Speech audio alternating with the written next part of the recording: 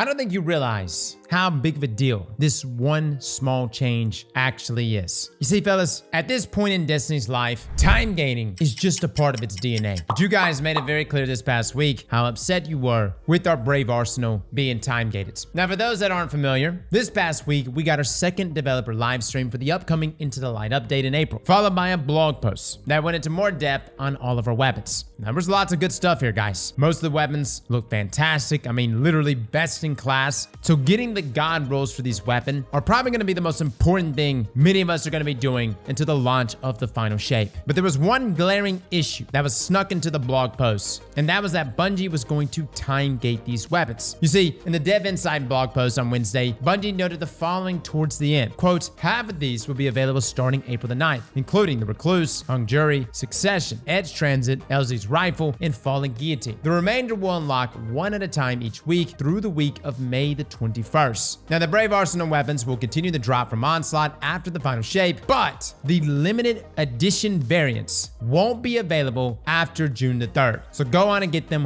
while you can. Now, listen, guys, our Twitch chat blew up. And I know you guys wanted me to jump up and start raining hellfire. And honestly, I didn't think it was that big of a deal until we listened to the Chris Proctor interview on the Destiny Massive Breakdown podcast, which laid out why this was going to be such a problem. And that's when I realized, holy hell, fellas, if there ever was a time for Bungie not to time gate things, it's right now. And that's because of the limited edition variants Bungie is introducing with the Into the Light updates, which are going away in the final shape. Now, you can earn these limited edition variants from weekly quests that our vendor our site will have, which will give you a curated version of the limited edition weapon. Now, I thought that was it. I was like, all right, curated roll, I'm probably not going to use it. Yes, it's got some extra bling, but for the most part, I'm going to be chasing the gun roll. But here's the kicker. There is also a rare chance for these weapons to drop from Onslaught and the chest in the new social space. And get this, guys, these random drop versions of the limited edition variants can roll with double perks in both column 3 and column 4, which, by the way, both traits in both columns can be enhanceable with the launch of the final shape. This is a big deal. And considering a lot of these weapons look to be literally best in class all around the board, we're talking Fallen Guillotine, Edge Transit, Hammerhead, Mountaintop. It's not just about getting that limited edition random drop. It's about the 4 perks. You see, I thought we would get 4 perks on all the weapon rolls, and that the limited edition version would just be the curated roll. So yeah, this is a problem. Disregard the fact that time gating sucks no matter what, and that we would have to wait until May the 21st. That gives players only 2 weeks to farm that final weapon for the limited edition variants. This also meant that the shader Super Black would also technically be time gated, since Bungie stated in the most recent TWAB that you gain access to this shader once you've unlocked all of the Brave Arsenal, along with getting Shaxx to rank 17, which we saw in the live stream as well. This is what led to today's video, and honestly, we were pretty upset initially going into this. FOMO, even though I joked about it in our last video, is a bit more real, especially considering just how valuable these limited edition versions of these weapons actually are. But Bungie announced last night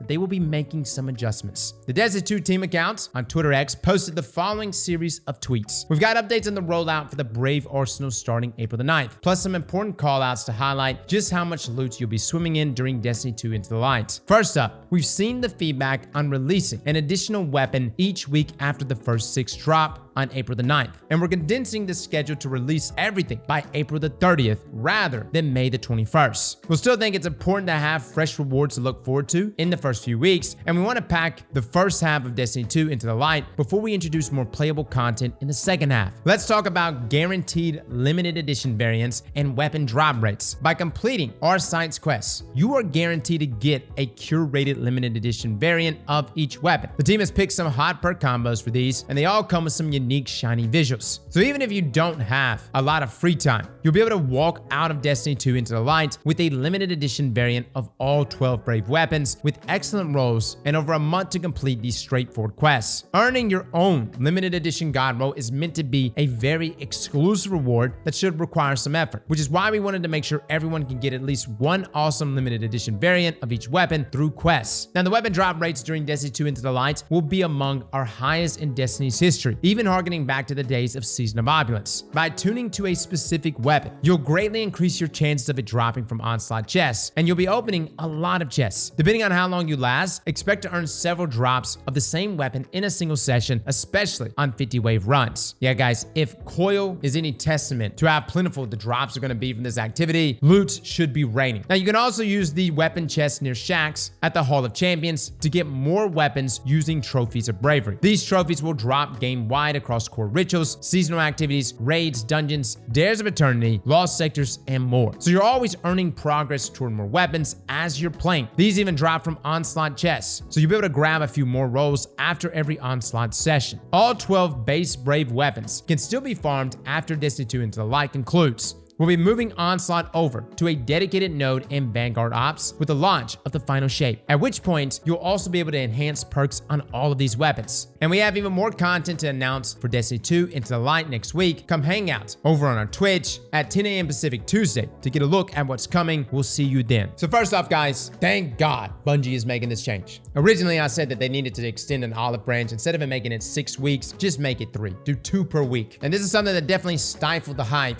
around this event. Literally, one of the comments we got in our last video was, I'm not disappointed, I'm just time gating my excitement. Hot damn it, is that not Destiny in a nutshell? Again, I would prefer no time gating considering how valuable these limited edition rolls are. I mean, double perks in columns 3 and 4, that's gonna make a huge difference. And the reason why that's important, take Edge Transit, for instance. Having the ability to have columns 3 and 4 will allow you to do something like this, guys. Imagine a cascade point roll with Envious Assassin in the same column. Do you see where I'm going with this, guys? You proc Envious Assassin, you overload your Mac, and then you swap your trade over to Cascade Points. Then you land a few precision hits with one of your other weapons, proc Cascade Points, and then when you swap back to your grenade launcher, not only will you be procking one of your damage perks, whether it's Bane Switch or Explosive Light, but you'll now have Cascade Point procced on a weapon that probably has close to like 18 grenades. Do you see how beneficial there? Like, even outside the fact that yes, more traits rolling means more opportunities to get that God roll, it's the fact that you now have the God roll, the godliest of rolls. So the sequence of things now will be us getting 6 weapons to start, then 2 additional ones added to the loot pool up until April the 30th. And that is when all 12 weapons will be in the loot system. This also means that Super Black will be obtainable by April the 30th, and we'll have a full month to farm for our God rolls, that being those limited edition variants of these weapons. And listen, guys, if you still have poor RNG, there's still going to be weekly quests with our site that will reward you with a curated version of these limited edition variants. But keep in mind, Bungie themselves even stated that the curated rolls are like 70 to 80% of what a God roll is. So they're good, but they're not the best. Now, completing that quest, guys, is going to be very important because upon completing that quest, we will then be able to tune it to give us a higher chance of dropping, which based on the podcast with Chris Proctor is around a 50% chance of getting that attuned weapon drop. Again, we'll have guides in this activity. We'll be going over builds that are going to help you secure that 50 wave run, because obviously getting to wave 50 on Legend is going to be hugely important. By the way, if you're ever looking for a squad, feel free to come by our Discord. We've got LFGs and folks constantly teaming up. Now, there's a few things I want to touch on from the series of tweets that we saw though. The sentence that really caught my attention was this one here. We still think it's important to have fresh rewards to look forward to in the first few weeks. And we want to pack the first half of Destiny 2 into the light before we introduce more playable content in the second half. Now, we know about Onslaught already. That's coming April the 9th. We also know that we're going to be receiving 2 returning class exotic missions. Now, we don't know necessarily which exotic missions will it be. I'm speculating Whisper and Outbreak Perfected, but we'll see. But considering they just mentioned that, I would guess that those missions will be coming in the second half of the updates. But they also teased in the TWAB this past week a new PvE challenge dubbed Pantheon. Now, I have no idea what this is. We had a lot of people speculating in the chat that it's some sort of boss rush mode. Maybe we see some of the most iconic bosses throughout Destiny's history, which does line up with the definition of Pantheon, as being a group of particularly respected, famous, or important people. Bungie also said that in the 3rd and final live stream this upcoming Tuesday, that we can expect some surprises. So there's a good chance they're actually going to show us what that is. Now, I'm not sure if this actually changes the timeline up at all, of whether or not they were going to roll out the exotic missions sooner rather than later, but maybe they did move the front half of the Into the Light update to be these weapon drops, and the second half being the exotic mission. If both of these could just drop at once though, I would be very happy. Overall, I'm glad to be making this clarification video on the changes coming to Into the Light. Destiny community, community, you did it. I can't believe it. We literally talked about it on Wednesday and was like, dude, they're not going to change it. Time gating is just a part of our lives. Now, granted, it is still time gated, but at least they moved it up and brought it to 2 weapons per week, wrapping things up much faster. Overall, guys, this update is shaping up to be a sizable one. We're going to have a ton of loot to chase. If we got multiple exotic missions to be tackling, that too is going to be crazy, especially considering that the exotics that drop from those missions are more than likely going to have craftable roles. And what's so amazing about everything here is that this is all free. We'll be live next Tuesday to watch the 3rd and final live stream for this Into the Light update. So come join us. Fellas and ladies, thank you all for coming and watching. And as always, slap that like button like your mama told you right.